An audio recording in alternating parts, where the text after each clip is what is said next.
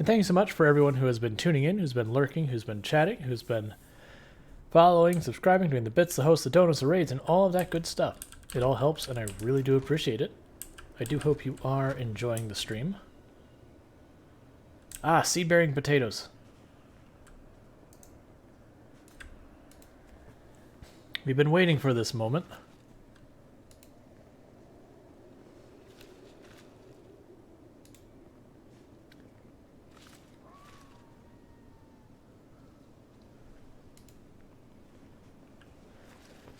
But then what I'll do is I'll dig the furrows with the hoe I've got on me, plant the potatoes. I'm not going to bother watering them.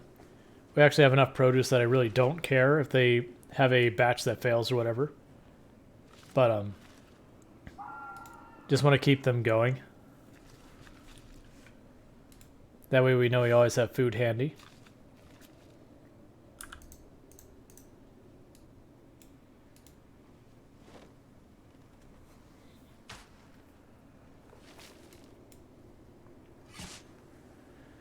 Can you store them and plant them later? The seeds, yes. The potatoes, you put them in the freezer and you use them as food. The game isn't like real life with potatoes. Real life potatoes have like, there's a little nodes on the sides of the potato. They can kind of cut those nodes out and plant those. In the game, there are potato seeds, and then potatoes are a separate entity. Yeah, the potato eyes.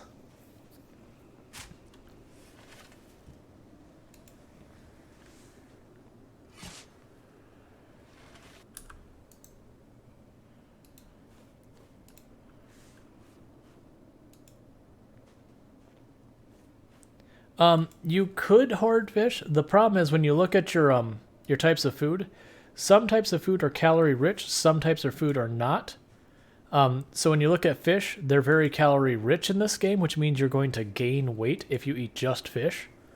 Versus like the fruits and veggies are very calorie light, which means you're going to lose weight if you eat just them. Unless you eat absolutely absurd amounts. Yep, I got potato seeds here. Which aren't a real thing, but you know. In the game they are. They're pretend.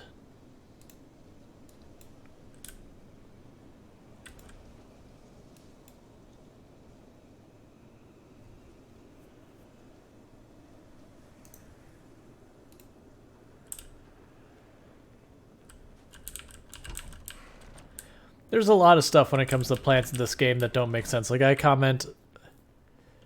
Oh, how did I get the E freezer? We got zombie attacked and the freezer was forfeit when we were still setting up the base early on.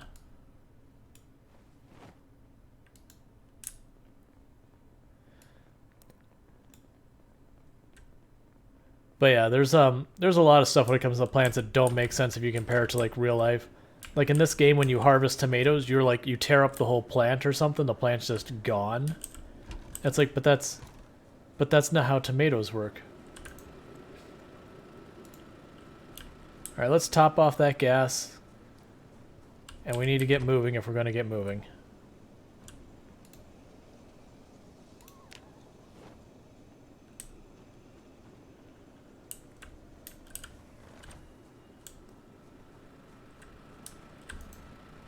Like, when you do tomatoes, there's, like, the plant's just gone afterwards.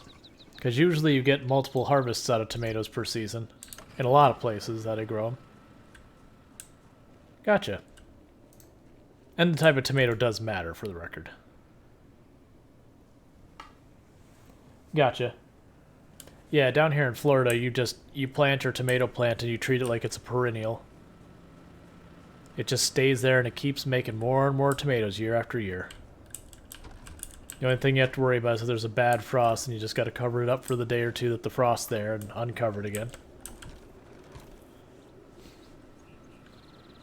Like I've seen cherry tomatoes where the tomato plant gets so like overgrown and ridiculous that you would swear it's some type of like bush. Oh, I mean bush, I'm talking like you'd have down like the entire length of a row would just be this one giant cherry tomato monstrosity.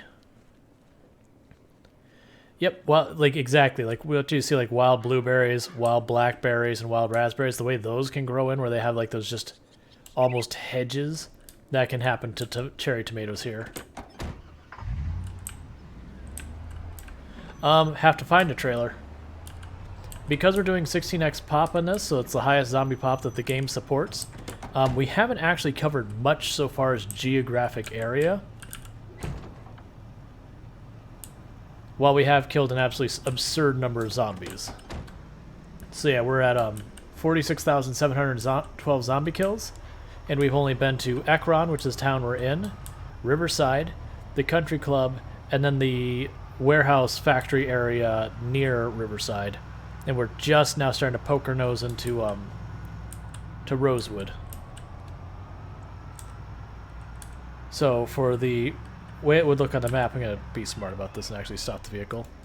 If you actually look at the map, like all the more we've done so far as clearing is we cleared this town, we drove up and cleared this area, and you'll see like where we just drove around looking at stuff. Otherwise, we're just going down to this town now. So, it's just kind of this one route is all the more we've really done. Like I said, just died to my own greed again. Back to learn some more. Yep, the greed will certainly get you. And I am not innocent of the greed. I have certainly gotten myself killed being greedy more than once.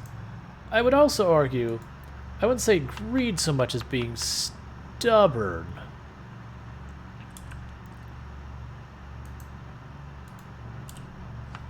Like, don't get me wrong, I can be stubborn about my greed, but that's a little bit more nuanced. Like, I'm pretty good about not going, I'm just going to go in this place and loot more, I'm going to go in that place and loot more. It's like, no, I want these books, and I'm going to go get all the books. Or I know this, I need this specific book, and I have no real reason to be taking the time to figure that out. But, you know, I'm going to do it anyways.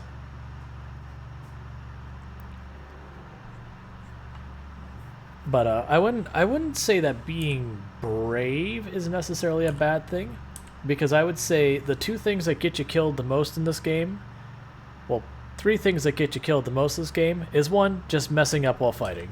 Like, just you miss a swing, you stand next to a zombie, and the zombie's like, aight, and bites you in the face. The second one is just, honestly, like panic. You pull a bunch of zombies, and then you just don't handle the engagement well because you're just like, a bunch of zombies and all that. And then the third one is, you know, just making, you know, dumb mistakes. Or not even dumb mistakes, just making mistakes like I talked about, you know, you making a salad too, yeah, I was going to say, like, stuff like food poisoning would be those kind of mistakes where you're standing next to, like, got, like, all your loot in a place, you're taking stuff, you're making a salad, and one of your cabinets nearby has the thing of bleach. You accidentally choose add condiment, of which bleach, for some reason, is considered a condiment. And you get where this is going. Or yeah, you'll take like a poison mushroom, or like you'll have a mushroom you haven't identified, and you'll put a salad, and suddenly go, well, yep.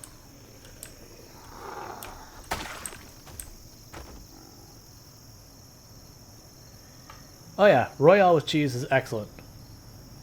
I pop into his stream quite a bit, he pops into this stream quite a bit. We raid each other on and off. Royale with cheese is an excellent streamer. How do you one-hit that? How do you one-hit, is that because of the machete or skills? Yes. It's a little both. The machete will one-hit quite often, but also we have a lot of combat skills.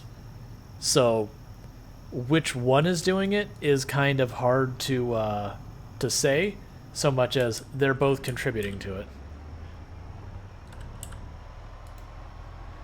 Like, if you're watching this character going, wow, like, I'm gonna fight like he is, you gotta get your way up there. That is one of the things that doing this really long run, on one hand you get to see what happens when you get a character like actually juiced up and moving, but normally I do these ridiculous runs where I play as what I refer to as a 0 to hero run, which is when I start my character we're weak, unfit, and obese. We also have slow healer, but weak, unfit, and obese, which means I have 0 fitness, 0 strength, Zero combat skills, zero crafting skills. My entire skill tab, when I open up it the first time at the beginning of the game, is completely empty. Nothing there. No bonuses to any of that. So, it is not a build I recommend. It is not a new player-friendly build. It is not an advanced player-friendly build. It's objectively not a good build. And the reason I say it's objectively not a good build is because it takes so long to get anything happening that you might as well have done something better. I have the max zombie population set, yes, 16 times. If you're going, for such a high zombie population, it seems awfully quiet. There's we've killed 46,724 zombies. When you kill several tens of thousands of zombies, the parts of the map you kill those, you kill those zombies on are quite a bit quieter than they used to be. Because, like, to give you an example, this road that we're on, if you take into account where we started in Ekron, just like a couple blocks north of here, to where we are, I want to say it took us something like 8,000 or 9,000 zombie kills just to get into town.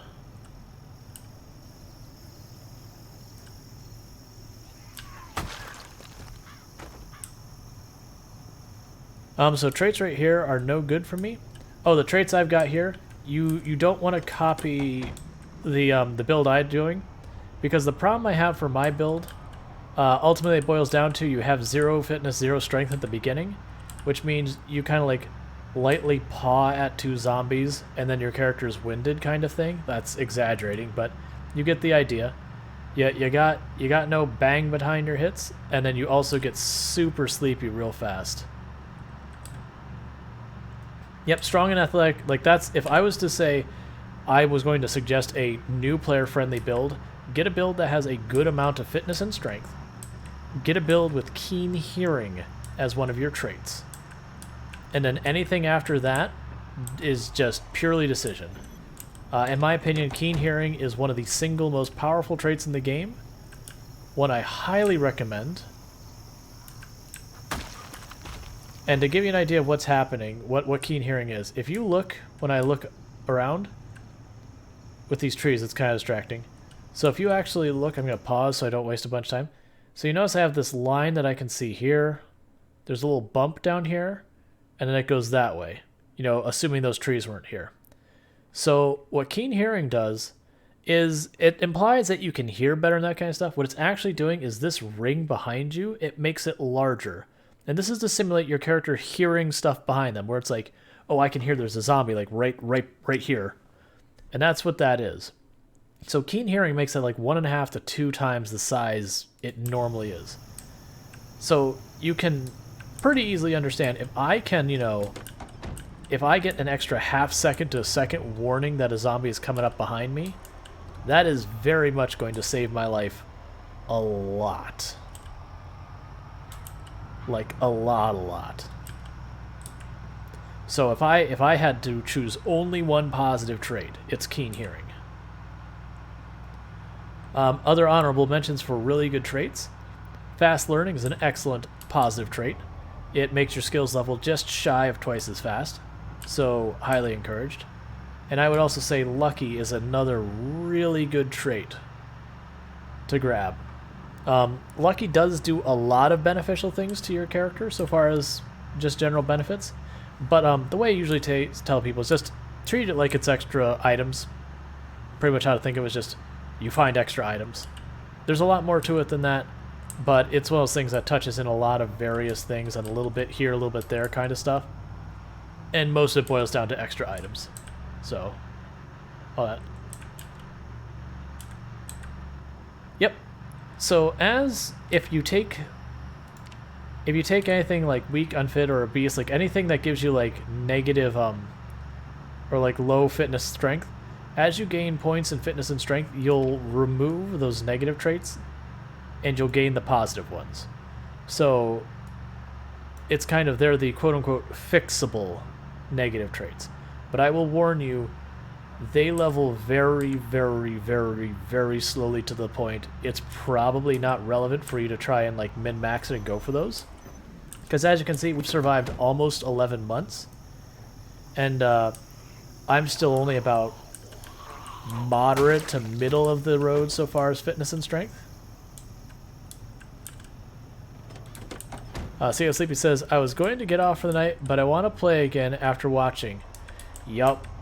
That is something that happens when you watch streams. You'll be like, you know, I think I'm done with like Zomboid or Path for the night or whatever it is your jam is. And then you watch someone like, they're having fun.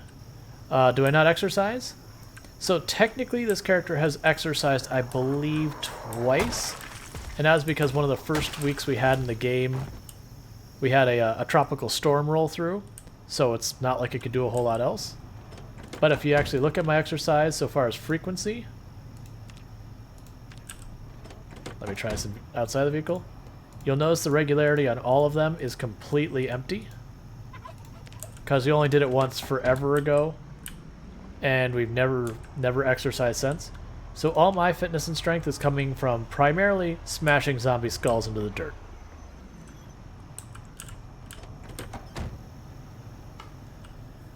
Technically, carrying a lot of stuff helps with strength. You know, little bits I do run helps out as well. Like there's a that's the thing with the passives. Just surviving will gradually cause you to level your passives. Not at any reasonably efficient speed, but technically, just playing the game, those passives will go up. Just the same like your combat skills, nimble, and that kind of stuff. Just fighting the zombies, those skills will all go up over time. Like you don't have to go, I need to work on grinding out my short blade. If you fight zombies with a short blade, you will eventually get there. The exception, like the skills that you do have to grind out is like your survivalist skills, like foraging, fishing, trapping, your crafting skills, carpentry, electrical, mechanical, all that. Like those you have to deliberately go out of your way to do. But just surviving and fighting zombies, the rest will come. Yep. So unfit goes like you go from unfit to just neither like fit or unfit, just like neutral, it just drops. And then from there, when you go a little bit higher, it turns to fit. And I think the next one up from fit is athletic or whatever. And it's just all determined by how many points in fitness you have. So like unfit would be like 4 points, like 5 or 6 points is nothing, or maybe it's 4 points is where it becomes nothing, and then 5 and 6 it's, you know, after 6 it gets fit. The same thing happens with weight, like you go from overweight to underweight, like that kind of thing. Like that's why we're actually trying to gain weight now, is we started as obese, and we shed all our weight down to 75 kilograms. But once you get below 75 kilograms, you go to underweight. So we don't want to be underweight. So we're starting to eat stuff that has more calories to it to pick our weight back up. And so there is that kind of ping-pong weight management you run into once you get to a healthy weight. It's kind of hard to keep it steady. But that's one of the reasons why, generally speaking, you want to have a source of meat and a source of veggies for long-term survival. So like farming is usually your best source of veggies because it's reliable. And then trapping or fishing, either or works fine. You can do both, but there's really not a need. It mostly depends on what's available in your area. Like if you've got a body of water, fish away. If you don't have a body of water, trap away.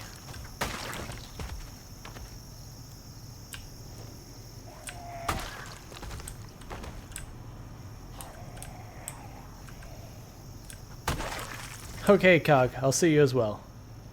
On this playthrough, we do have respawns turned off, because that's kind of the gimmick of this run, is we put as many zombies on the map as we could without modding. And then we're just going to kill them all. And to give you an idea of how many zombies we're talking, our best estimates is somewhere between 900,000 and 1.2 million zombies are on this map. So, you know, we've got some zombies to kill. But most runs I normally do have respawns on.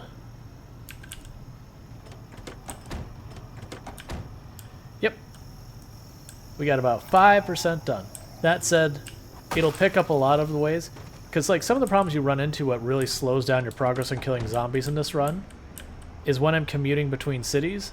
I'm only killing like 2-3 zombies here, 4-3 zombies there, and it takes time to get across. But it is good for me to stop and kill all these zombies because one, that's part of the idea. And then two, otherwise, when I'm in a pinch, they'll be the ones that end up running into me later.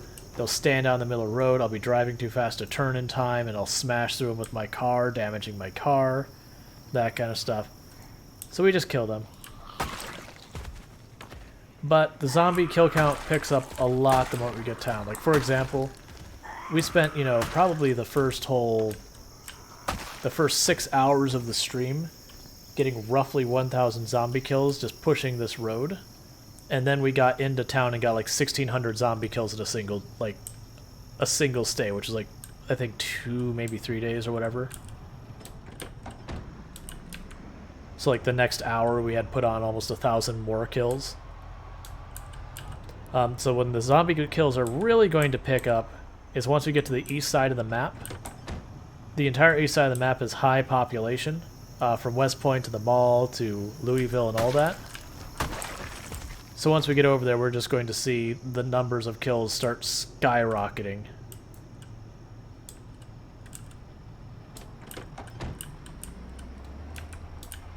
I've been half tempted. My plan had originally been go from Ekron to Riverside to Rosewood to Muldrow to West Point, and then West Point over to doing all the east side of the map.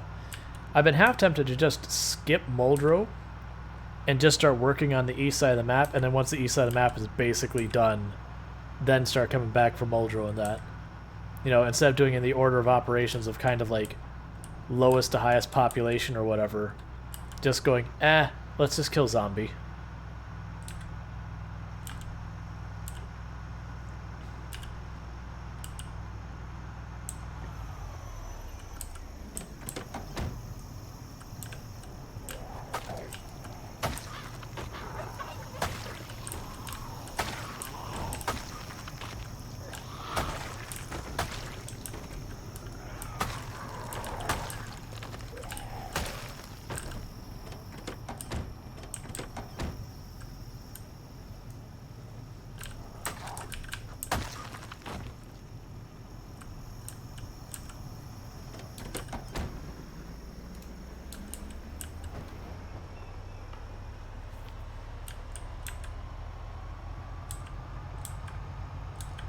Man, usually the way these roads go is the first couple times I pass all the way from, whatever town I'm starting at to the next town.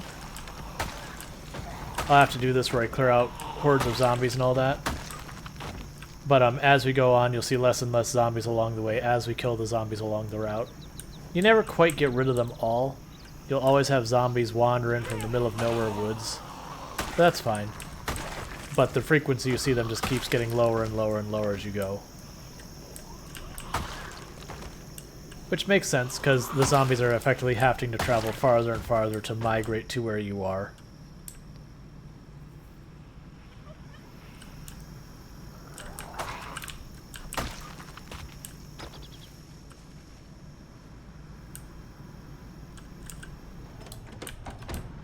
But yeah, so you'll see over time where this road is covered with bodies, and this is really not many bodies to what we usually see.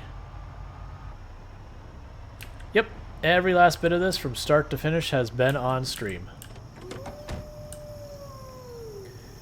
I will warn you, if you plan on watching the whole thing, you got a lot of VOD to catch up on. I do stream about 11 hours per stream. Sometimes more, sometimes less, but usually more or that long. And we have been doing this for a couple weeks.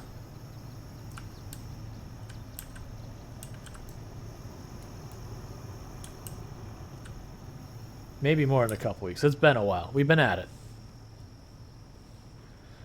I mean, you can just think about it this way. Every day in game is 1 hour long. Now, realistically, when we count sleep and fast forwarding, all that, probably closer to 20-30 minutes long. Yep, first week's not bad. Get ready for a very slow start. I will warn you with that. With having no combat skills, no fitness, no strength, We run out of weapons constantly.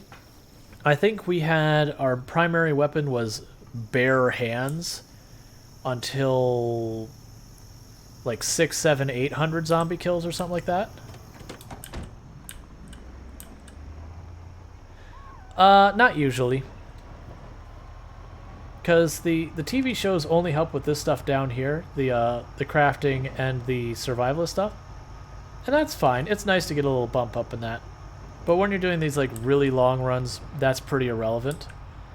The bigger thing for me is early game. I don't have enough weapons or food or anything.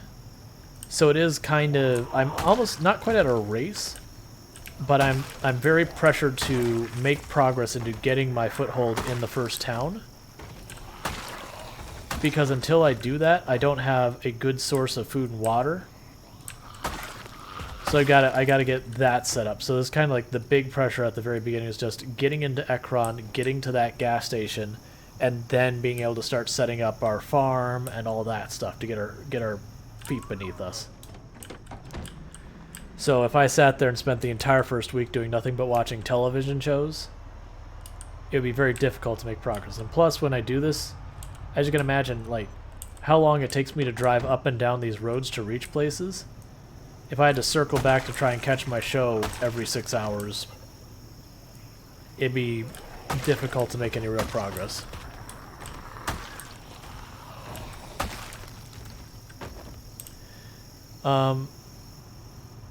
Itzy says, I love your base. It was one of the places I read before I started playing. Yep. And it's kind of a shame, as much as I really like the base location, because I do really like it.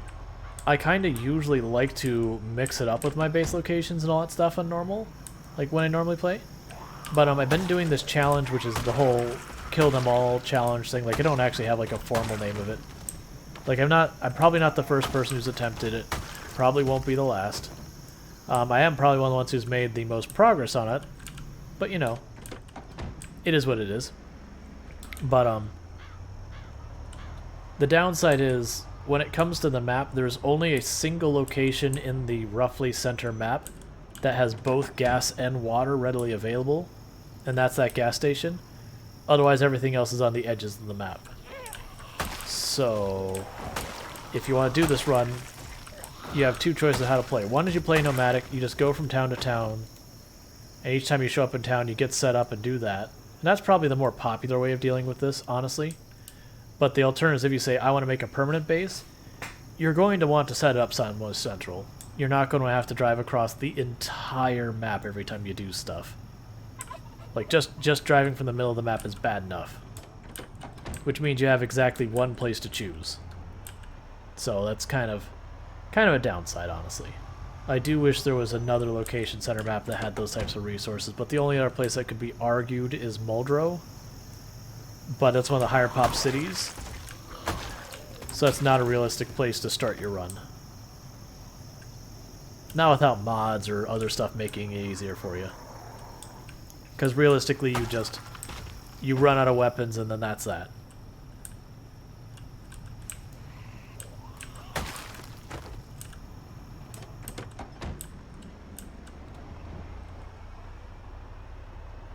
And that's a spare car we keep around here. Because I may have rolled this truck over in the past, like last stream. That may have been a thing occurred. We did use that car to flip it back over, though. And so what I've done is I've left this car should anything happen to my truck, because I did have to walk the entire way back to Ekron from here, which was deeply upsetting because it took like an entire in-game day just to walk that way. And then it took a second day to drive that truck, the station wagon down here to flip our truck. So just rolling the truck kind of set us back 2 days of progress. Of making progress, I should say, towards clearing Rosewood. So it's just like, okay, this is a colossal waste of time. Great.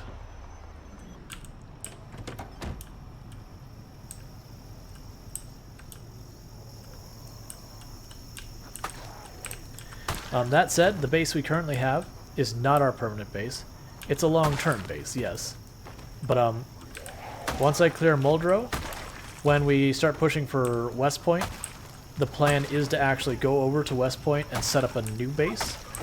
And the reason for that is, I'll actually show you the map in just a minute.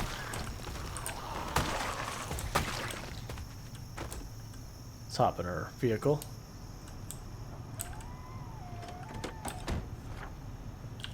So the reason I'm going to move my base is, like, right now our base is here. So as you can see, like, for the west half of the map, it's pretty central because there's nothing over here meaningful. This is pretty far east. But, so I'm going to clear this. We've already cleared that area. I'm going to clear this. The redacted we're going to clear. I'm going to clear March Ridge, which I almost forgot was a thing. We'll clear Muldrow and, like, this little trailer park and this crap over here. But then when I get to this place, this is a very high pop place. There's a gas station down here I intended making a base that won't be as probably built up as our current base, but I'm going to put some effort into building it up. Because you'll notice, for reaching all of this up here is super high density zombies. Like, it's the highest density zombies on the map. And there's exactly 3 ways you can go here. 1, you can take this bridge. 2, you can take that bridge. Or 3, you can walk through the forest all the way around this river, which, why would you do that? Just don't do that. That's a bad idea. So you get the idea here. Realistically, this is a choke point between the west and the east half of the map. So I want to have a place here that I can set up for pushing this super high density area. And then after a while, I'm going to move my base up here, probably to this warehouse. And then when I go to push this, I haven't decided how I'm dealing with it. But with just how much is here, realistically, I'm going to, like, move my base along little by little. And, like, this will probably be us living nomadic up here. Like, I'll have a base to fall back on. But I'll probably just move house to house kind of thing. Which will be pretty dangerous in all honesty. Like, usually when you die in this game, it's getting caught, like, going through a door. You know, getting in between corners and trees and that kind of stuff. So it is looting houses and popping into buildings that is the dangerous places. It's just, Louisville is such a thing. Like, I may even take, like, borrow from others who have set, like, a base up in the park in the middle of Louisville and going from there. Itzy says, I didn't even know you could flip your car. I learned today that you can push trailers and detach them. Yep. So yeah, the way you end up flipping cars most of the time is running over zombie bodies too fast. The zombie bodies, when you drive over them, the physics on the car get pretty wonky. So it doesn't take much to roll over a car driving over the bodies. So, like, for example, driving over the bodies at any speed doesn't matter. It's not going to damage your car so far as, like, you're not going to break your wheels or suspension or brakes or anything like that. And that is dead zombies. Live zombies will absolutely destroy your car, for the record. Dead zombies. But what can happen is you'll hit the zombies and you'll either flip your car or you'll ramp it and launch your car into the air. You know, a bunch of stuff that can cause you to effectively lose control of your car. And you do that and then you slap into a tree at speed and now your car's trashed, that kind of thing. So zombie bodies don't directly damage your car, but they can cause you to do stuff that damages your car. Do we have spears on me? Yes. Let's take the lead pipes and we'll put them in the back of the truck for later. Like, they'll be backup weapons. Lighten our load a little. Yeah, and like here's another 11 nightsticks, and then I've got a bunch of spare hunting knives and crowbars. So, like, I'll still grab hunting knives because we're going to use them a lot. But yeah. Yep, you wreck your car, and then you lodge glass in your groin. It's a bad time. Once people start getting established where they're playing it, like, you know, I think I'm getting pretty good at this game. Let's see what this game is when you, like, you're really kind of set up to being, like, difficult. There's a challenge mode that you can play called the Really CDDA, which is inspired by another game that's just kind of cruel to you. But when you start it, you start the game, you've got a piece of glass lodged in your groin, which is why I thought of it when you mentioned that. You start where you're soaking wet, you're naked, you've got an absolutely terrible cold, you're completely and utter, like, blackout drunk. It's the middle of winter, the loot is set to extremely rare. Oh, and the house you start in is on fire. So, you know, there's that. It's one of those runs that your run success really kind of depends on the first 15-20 minutes of your run. That, like, you got to get a lot done in a whole little bit of time. Because if you don't deal with the glass in your groin, you can bleed out from it. If you don't find your way into some shelter, you're going to basically, not like literally freeze. No, actually, I think you do literally freeze to death, but you literally freeze to death. You got to get your cold under control as fast as you can. Because in this game, having a cold is effectively like yelling every 12 to 15 seconds. Because your character's just coughing and sneezing constantly and the zombies can hear you. Oh yeah, for me, what did we do? Like, I know I looted a couple houses right there. Because again, you have extremely rare loot. You start naked, so you don't have like a backpack, a belt, a key ring. You have nothing.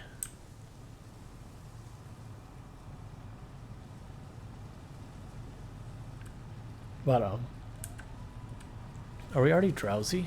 Oh, come on. I'm not ready to be drowsy yet. I didn't even get to town yet.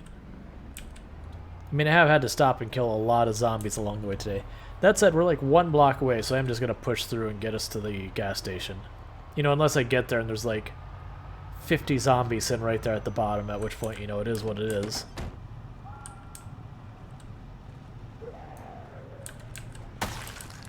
Because you can actually get quite a... Like, there's a couple of weapons that you can get away with being a bit exhausted and still work with them.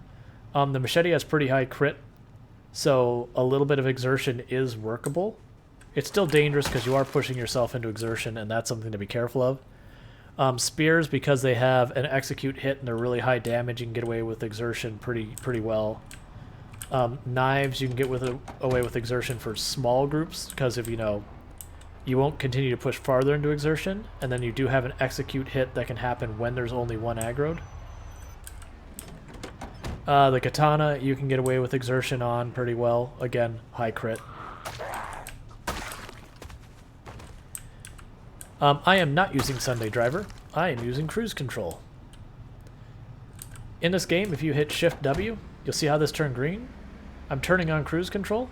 So hit Shift W, goes up a little more, Shift W, a little more, and Shift S increments it down, and tap the brakes to stop. But, so I always try and keep cruise control on. I almost will never drive without it, because it's just too easy to find yourself suddenly going down the road at 70 miles per hour and then slam into a tree at speed.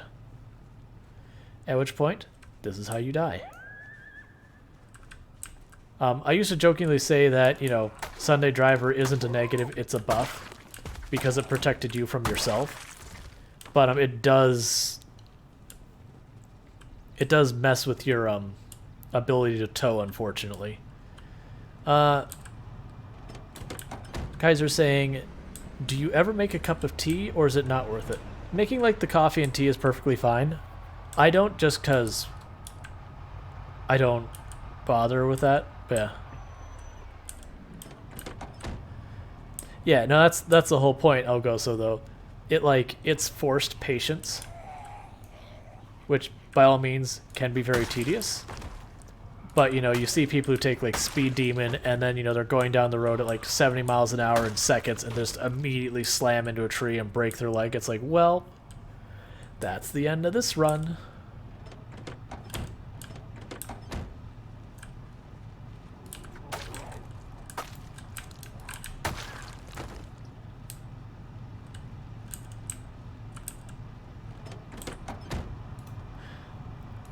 Oh yeah, and the other thing with speed dimming is it makes your cars much, much louder. Now, for my run, I actually wouldn't necessarily mind that. Like, genuinely, being extremely loud in this run is not a negative thing for me.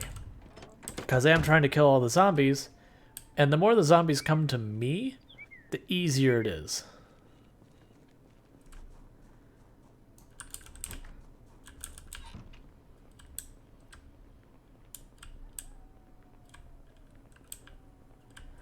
This is the one thing I hate about these, is I hate the stairs and I hate this little cubby down there. Because that cubby can very easily be dangerous for you. Because all it takes is like one zombie being cheeky and turning that way, and you'll walk right past it.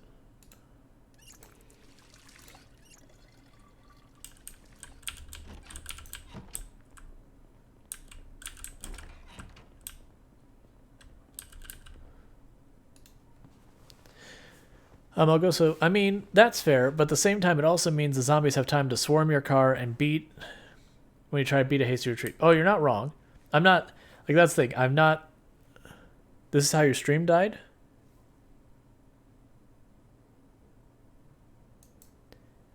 Hey, Moonwitch. Oh, you died to an antivirus update. Aw. Oh, weird. So the stream just like hiccuped for 2 seconds. Okay. Yeah, it's like looking over. I have a computer over here that's my moderator computer. It's a laptop I've had around for whatever.